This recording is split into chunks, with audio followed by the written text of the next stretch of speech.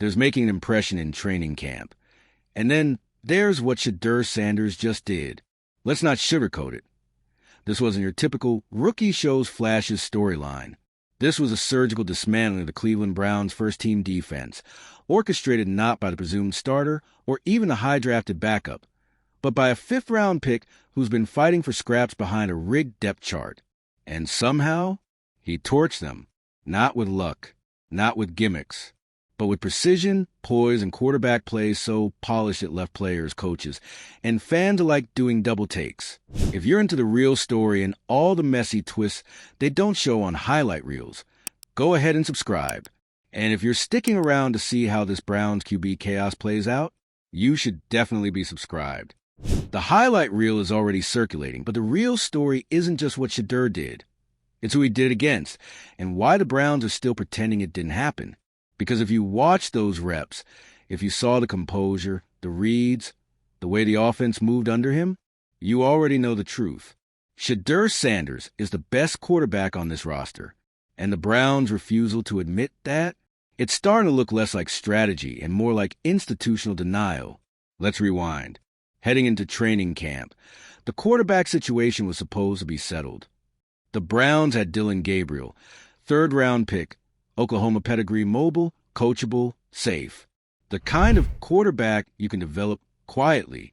The kind that gets pre-installed as QB2 while the real starter, Flacco, Pickett, holds the seat warm. Then came Shedeur, the fifth-round wild card. The media buzz, the name guy. Most people expect him to show up, flash some mobility, maybe do well against a scout team, and ride the bench while the Browns let the real projects work. But that's not what happened. Because when Shedeur stepped on the field, when he got even a whiff of first-team defense, he didn't flinch. He commanded. Every motion, every adjustment, every audible was crisp and confident. His footwork, sharp. His release, quick. And his accuracy, on another level compared to the so-called competition. He didn't just complete passes. He picked apart a defense that's supposed to be one of the NFL's best. And keep in mind, this wasn't the garbage time unit. This was Cleveland's A-list. Myles Garrett, Denzel Ward, the guys who are paid to eat young quarterbacks alive, the ones that make rookie reps look like horror films. And Shedeur cooked them. Meanwhile, let's talk about Dillon Gabriel. This was supposed to be his moment, his year, his shot to prove that the Browns were right to take him in the third round, that he was a guy in waiting. But now, several weeks into camp, the Gabriel narrative has taken a nosedive. He's had more reps. He's worked with a better offensive line, the better receivers. He's gotten every opportunity. Shedeur hasn't. And still, he's struggling. The same issues that plague him in college, hesitant decision-making, late throws, erratic timing, are back. He's staring down receivers, missing hot reads, getting flustered under pressure. And most damning of all, he just looks nervous. Every rep feels forced, like he's trying to make something happen, instead of just letting the offense flow. And the contrast couldn't be more obvious. When Shedeur steps in, it feels like the offense opens up. When Gabriel's in, it's like everyone's just trying to survive the snap. And people are noticing. The players are noticing. The veterans, guys like Jerry Jeudy and David Njoku, aren't speaking publicly, but they're already gravitating toward Shedeur. There's a difference in energy, in tempo, in trust, because leadership isn't just about huddle talk. It's about rhythm, flow, how a quarterback makes you feel when you're on the field with him. And Shedeur, he makes the team feel dangerous. Now, here's where things get spicy. Despite the obvious gap in performance, the Browns are still pretending this is a three-way race. They're rotating Gabriel in with the ones, giving Flacco ceremonial drives, trying to protect their own front office narrative. Why? Because the moment they give Shedeur the keys, it sends a message that they got it wrong. It forces GM Andrew Berry and owner Jimmy Haslam to admit that a fifth-rounder, not their shiny third-round pick, was a real gem all along. That Shedeur, who many assumed was drafted for buzz, has quietly become the truth. And that's a hard pill for this organization to swallow. Because if there's one thing we've learned from the Browns over the last decade, it's that admitting mistakes is not their specialty.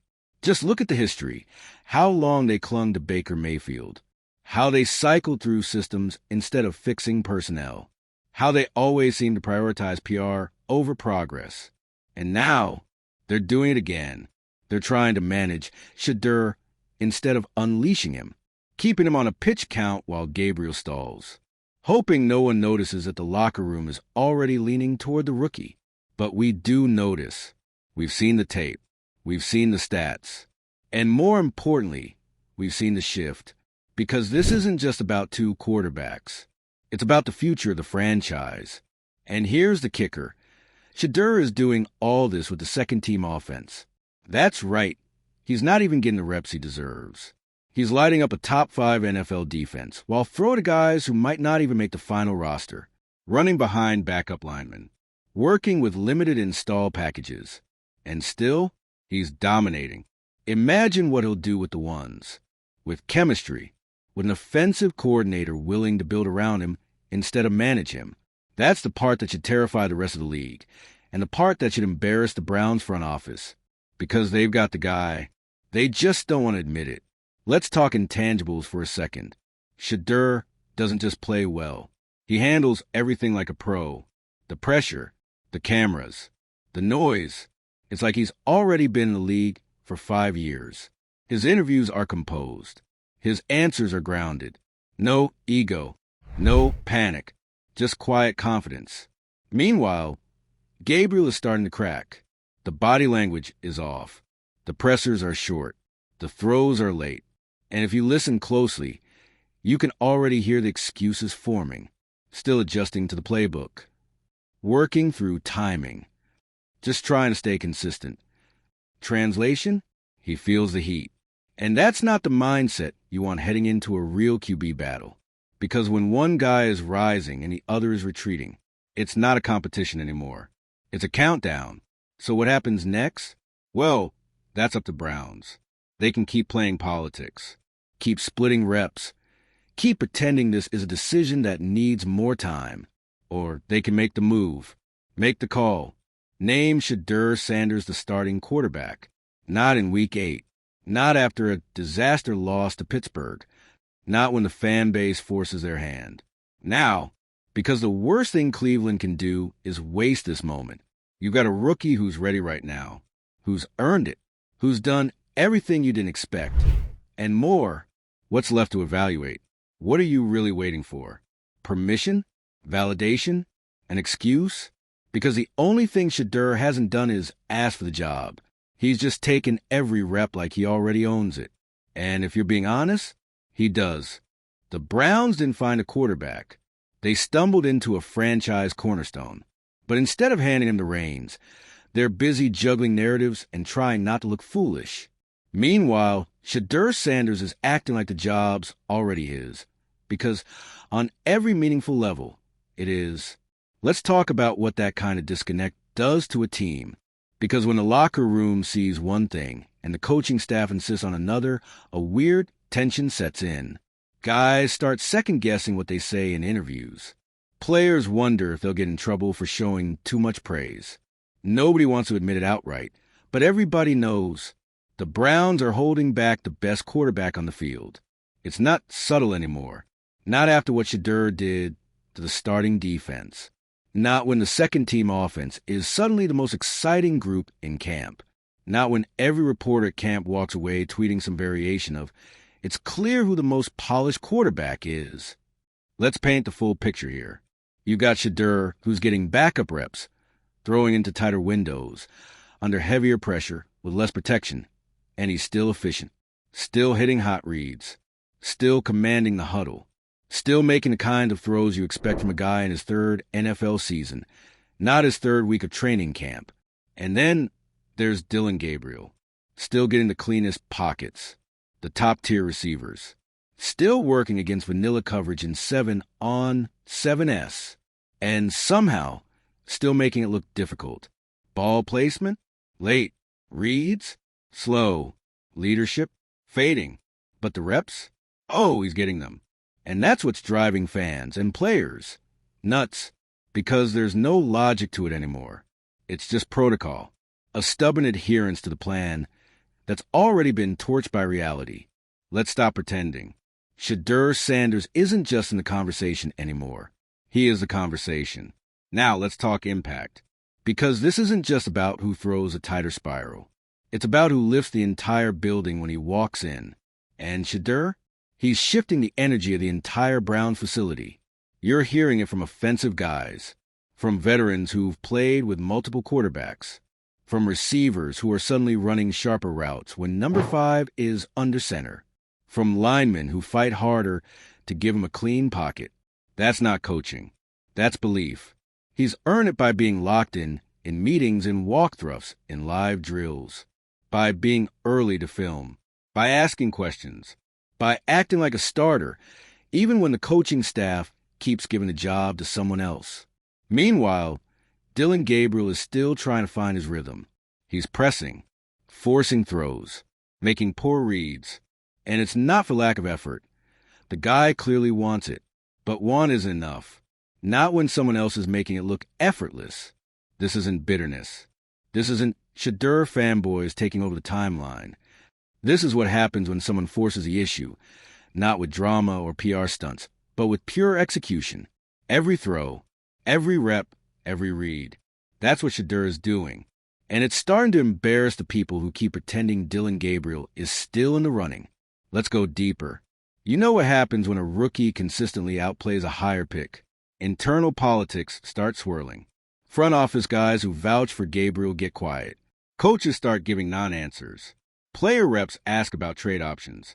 Agents start whispering into media ears. And guess what? That's exactly what's happening in Cleveland. It's no longer about finding a starter. It's about managing egos. Because admitting that the third-round guy isn't ready, that's one thing.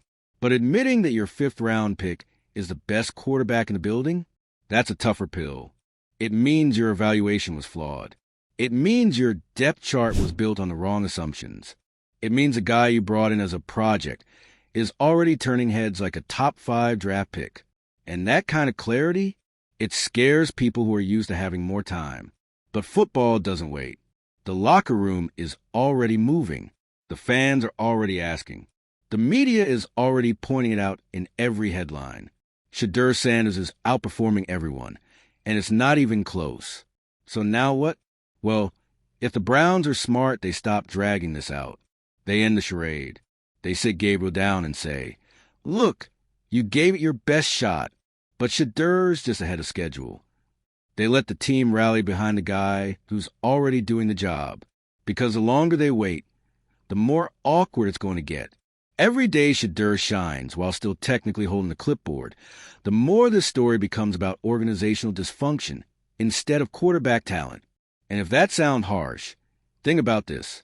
You got fans chanting Shedeur's name during camp drills. You got teammates nodding when asked who's stepping up.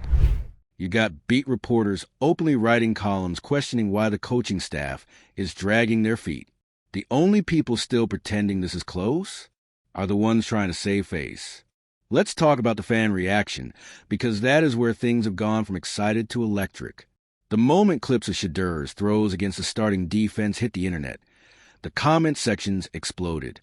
That's our guy. How is he not QB1 already? Gabriel who? Some might call it overreaction. Some might say he hasn't played a real NFL snap yet. Fair enough. But those people, they weren't at camp. They didn't see it live. Because if they did, they'd understand that this isn't just training camp hype. This is what it looks like when a guy takes over a franchise from the inside out. And that's exactly what Shedeur is doing. Let's wrap it up with this. If Shedeur Sanders had been drafted in the first round, this wouldn't even be a debate. The whole building would be behind him already. He'd be getting all the starter reps. The staff would be selling him to media. But because he was picked later, because some people still think of him as Deion's son instead of an NFL quarterback, he's being treated like a wild card instead of a weapon. And that's the Browns' mistake to correct. The only question left isn't, is Shedeur good enough to start? It's, when are they finally going to stop pretending he's not the best option? Because from where we're standing, that moment is already late. And every rep that doesn't go to Shedeur from here on out, is a rep wasted. Forget the draft pedigree. Forget the pre-camp projections. Forget all the narratives the Browns try to feed you back in April. What's playing out now isn't just a surprise twist. It's a complete rewrite of the story Cleveland thought they were telling this year. And whether they're ready to admit it or not, the players already have. That locker room is no longer pretending Dillon Gabriel is the future. Not when the future is throwing darts in red zone drills and delivering on-field leadership like he's been here for 5 seasons. Let's take you inside the Real shift happening in Berea right now. At the start of training camp, the dynamic was clear. Dillon Gabriel was the project. A third-rounder who'd get groomed in the shadow of a veteran and maybe, just maybe, take the reins halfway through the season. Shedeur Sanders? He was the insurance policy. Flashy name. Good upside. 5th-round flyer with decent intangibles. But then practice started, and the myth of Dillon Gabriel started to crack. First, it was inconsistency. A few too many missed throws in basic install periods. Then it was body language, tense, overcoached, overthinking. The guy was trying to will himself into rhythm. But that's the thing about quarterbacking. You can't force it. Meanwhile, on the second field, Shedeur was building something. Not just chemistry, not just highlight throws, but trust. Quiet, real trust from guys who've seen a dozen developmental QBs come and go. It wasn't about noise. It was about the way Shedeur managed the offense like he was born to do it. How he'd adjust protections before the snap. How he'd pull a receiver aside between drills. Not to lecture, but to connect. To explain. To lead. Veterans noticed that stuff. And one by one, they started shifting. You want to know when the tide officially turned? It wasn't during some flashy deep ball or a viral clip. It was during a joint team session when Shedeur, against all odds, got a few reps with the starting defense across from him. No trick plays. No soft coverages. And he picked them apart like he'd been doing it all his life. Short outs. Play-action timing throws. A perfectly placed seam ball over the linebacker's shoulder into the tight end's hands. Clean. Efficient. Professional. By the end of the drill, coaches were nodding. Not saying anything. But nodding. And the sideline? They felt it. This wasn't just another promising rookie rep. This was a message to every decision-maker in the building. He's not next. He's now. Meanwhile, Dillon Gabriel has entered dangerous territory. The quarterback void. He's not the starter. He's not the rookie buzz. He's just there. His reps have become tightrope walks. One bad throw, and you can practically hear the reps being reassigned. He's not getting the benefit of the doubt anymore. Not when every mistake echoes louder in the shadow of Shedeur's rise. That's when the tension turns internal. You start hearing phrases like he's gripping it and he's pressing. And when that happens to a QB, it's almost impossible to reverse. Because this league, it doesn't give you breathing room once you fall behind the narrative. You either command the moment or the moment consumes you. Let's talk about coaching staff politics for a second, because this is where it gets messy. Publicly, they're still riding the open competition line. That's their shield. It keeps things manageable with the media and keeps the quarterback room from outright imploding. But internally, there's already a divide. Some coaches are ready to move on. They've seen what they need to see. They want to build around the guy who's performing. They're asking the right questions. Why wait to name Shedeur QB1 if he's already outplaying everyone? What do we gain by stalling? Others, especially those who are high on Gabriel pre-draft, are dragging their heels. Not because Gabriel's earned it, but because flipping the script now makes them look wrong. And in the NFL, egos can get in the way of decisions real fast. But the longer this goes on, the worse the optics become. Every day Shedeur isn't getting starter reps. Every day Gabriel takes another first-team snap and stalls a drive. The organization loses credibility. Because this isn't about upside anymore. It's about reality. And let's be honest, this isn't the first time Cleveland has done this dance. They've had young quarterbacks before. Names we won't even list because you already know how those stories end. Poor development, mismatched systems, and front office paralysis until the season spirals out of control. But this time, it doesn't have to go that way. Because Shedeur Sanders isn't some raw clay that needs molding. He's already refined, already composed, already giving you starter-level output in limited reps. So what happens when he gets the full install? What happens when he actually has time to build rhythm with the starting receivers? When the protections are cleaner? When the playbook is designed for him? That's when Shedeur stops being a bright spot in camp and becomes the most important player in the organization. And fans? They see it. They don't need the team to say the words. They've already seen enough with their own eyes. Training camp attendance has picked up. Jerseys are starting to show up.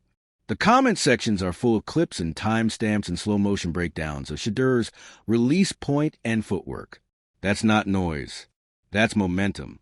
And if Cleveland doesn't harness it, someone else will. Because mark this down. If the Browns are foolish enough to suppress Shedeur's ascent, to hold him back under the guise of structure or veteran deference, he won't just be a what-if. He'll be a franchise QB for someone else in 2 years. And the front office will be left explaining how they fumbled the clearest talent they've had in a decade. So where does it go from here? Let's lay it out. Shedeur is still getting mostly second-team reps, but it's obvious he's outgrown them. Dylan Gabriel's leash is shortening by the practice. The veterans are already aligning themselves with the guy who's delivering results, not reciting press conference cliches. And the fans? They're not buying the narrative anymore. They've seen the tape. The Browns have a decision to make. They can protect their pride, or they can empower their future. They can cling to the guy they invested in, or they can ride with the guy who's delivering. And if they choose wrong, they'll lose the locker room. They'll lose the momentum. And they might just lose the one quarterback who is actually capable of changing their history. Because Shedeur Sanders isn't just proving he belongs. He's proving the entire system wrong. With every rep, every throw, every silent moment of composure, while the franchise keeps dragging its feet. So we'll end it with this. There are training camp stories. And then there are turning points. And what Shedeur Sanders is doing. This isn't a hot streak. This is a turning point. The Browns can either embrace it or become another cautionary tale about how egos, front office politics, and the plan got in the way of greatness. The playbook's been written. The signs are all there. Now it's time for Cleveland to answer the only question that matters. Are you ready to stop playing favorites and start playing your best quarterback? Because one way or another, Shedeur Sanders is coming, and he's not waiting for permission.